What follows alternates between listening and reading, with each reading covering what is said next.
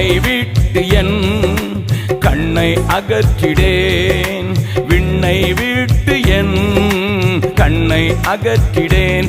மண்ணின் வாழ்வையும் குப்பையா எண்ணுகிறேன். மண்ணின் வாழ்வையும் குப்பையா எண்ணுகிறேன். விண்ணின் வார்த்தைக்கு என்னை தருகிறேன். உண்மை உள்ளவன் என்று அழைப்பீர்.